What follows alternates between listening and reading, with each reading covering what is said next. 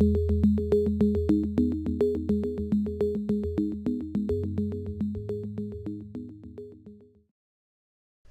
this video, we'll talk about several things related to rotating parts, including how to rotate nested parts, restricting part rotation, and then how to move parts around on the nest using bumping.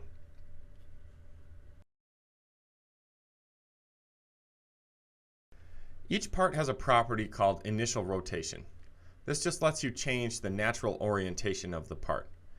So let's say I have this rectangle selected here in the part list, and I change the initial rotation to 90. That will rotate that part at 90 degrees from how it was drawn in CAD. And now when I manually nest that one, it'll be nested at the 90-degree rotation initially. Okay, we'll get rid of that and then set it back to 0. There's another property called grain restraint. This is used for parts with a rotation restriction. So it may be that the part needs to run parallel to the grain of the material, so parallel to the X or Y axes of the sheet. Let's say that the length of this rectangle here needs to be parallel to the Y axis of the plate. So with grain restraint for this part set to 0, I can add this, and Pronest will allow any rotation at all. So this is not what I want. All right, let's get rid of it, and this time we'll set the grain restraint to 180. This will keep the length of that part parallel to the Y axis of the plate.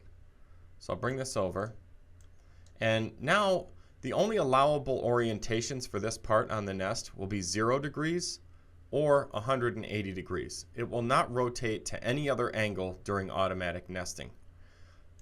So during manual nesting, you can rotate it to a different angle, but when you try to place the part, Pronest will give you an error. This lets you know that the part orientation violates that grain restraint angle. All right, so this is something I'd need to correct. Another way that grain restraint is sometimes used is for rectangular parts where you want the edges of the part to always be squared to the edges of the plate. So you always want them to be parallel to the X or Y axes on your table. In this case, you could set the grain restraint to 90. And now Pronest will allow orientations of 0, 90, 180, and 270. And any other angle wouldn't be allowable. Okay, that covers grain restraint. Let's set this back to 0 for now for that part.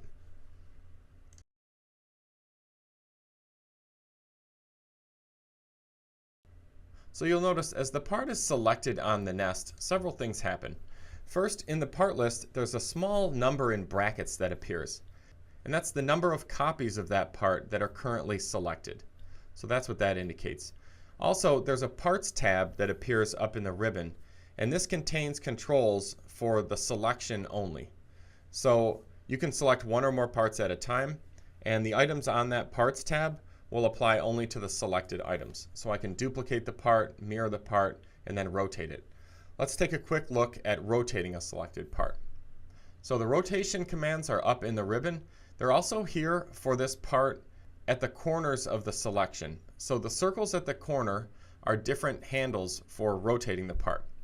So the upper right is a free rotate control. You can just click and drag to rotate the part there. Upper left will rotate counterclockwise by a fixed amount.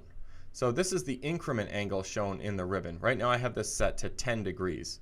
But if I click this, it will rotate it by 10 degrees. So these controls in the ribbon do the same thing. You can rotate clockwise or counterclockwise by that interval.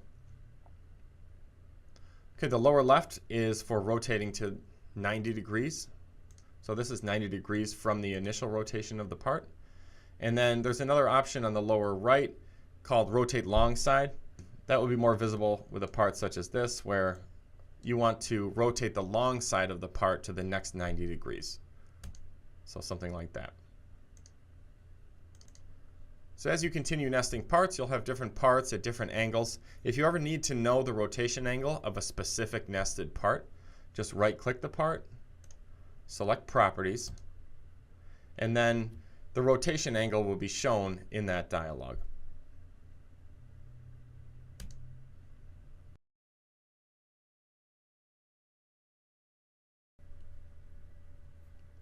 In the previous video, we looked at Smart Drag, which controls how parts bump up against plate edges or other nested parts as they're being dragged. So like this. There are some other ways of bumping parts in ProNest. All selected parts have 4 boxes that appear at the edges. These are the bump handles. You can just click a bump handle in order to bump the part in that direction. You can also use the keys on your keyboard to do this. So up, down, left, and right. Notice that as you do this, it will bump the part to the nearest plate edge or neighboring part using the separation values from your process parameters settings for spacing. So let's zoom in a little bit on this part here. There's a spacing value that's used here. If you want to see that, on the View tab, select Separations. And I have a plate separation value of 0.5 or 1/2 inch right now. So this is coming from settings, and this is what's being used. If I were to bump this to the nearest part, this has a part separation value of 1/4 inch or 0.25. So again, that's coming from settings, and you can adjust that value nest by nest if you need to in these boxes.